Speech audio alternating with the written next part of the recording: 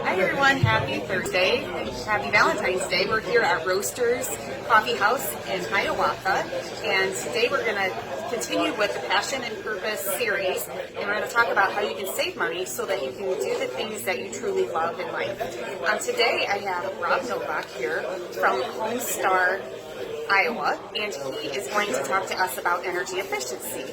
So Rob, can you start by telling us a little bit about your background? Sure.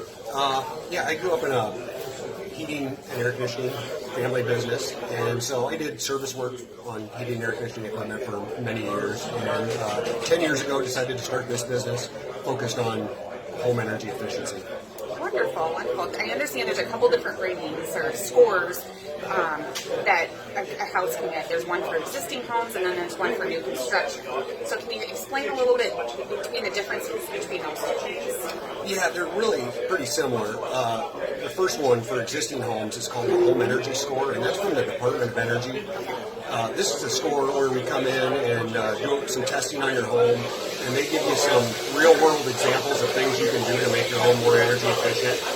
Maybe adding more insulation or replacing a furnace or air conditioner. If you do this, you can save this much money.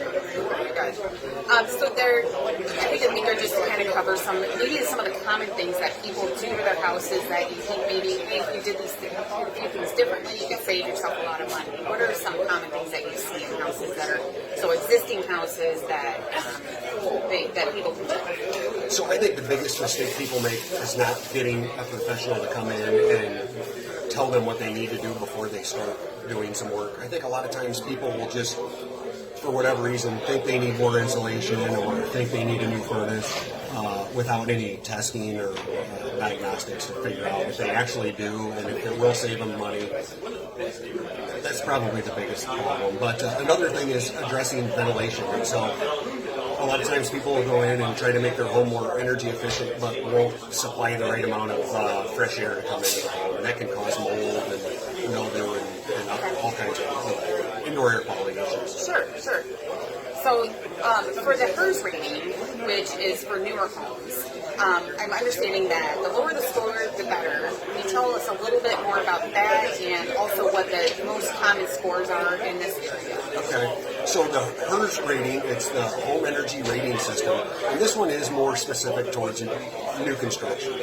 And so a builder will get their home scored, and there's some inspections and stuff that happen throughout the construction process. The HERZ index is a score from 1 to 100. 0 would be a net zero home.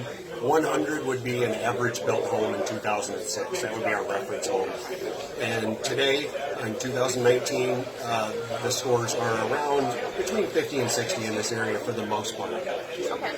So my house that was built in the 70s versus a house that's built today, do you have an idea as what the they're exactly the same house except using the 70s building material versus today's building material? What would the difference in both be? So the difference in energy would be substantial. If we just take that 2006 home and compare it to a home of today that would be a HERZ 50 score, the today home would be 50% more efficient than the 2006 home. And so a 1970s home would be even much better than that, likely. But we'd have to test it to make sure. So there were some energy efficient homes built back then too. Yeah. Well, and with the polar vortex, I'm just thinking of all the people that are opening their bills right now and looking at what happened this last month and how energy efficiency might be able to be something that they want to add into their improvements for the next year, as we look at what our winters might be bringing. So to learn a little bit more about energy efficiency, or you can even go ahead and schedule an energy assessment, feel free to go ahead and reach out to Rob. I will include a link to his website so you can go there and learn about it and also do some scheduling. I think that would just be something that would be very valuable to you as you look at saving money and living with more purpose and passion in your life. So thanks for joining today. Look forward to talking to you next week. Appreciate it.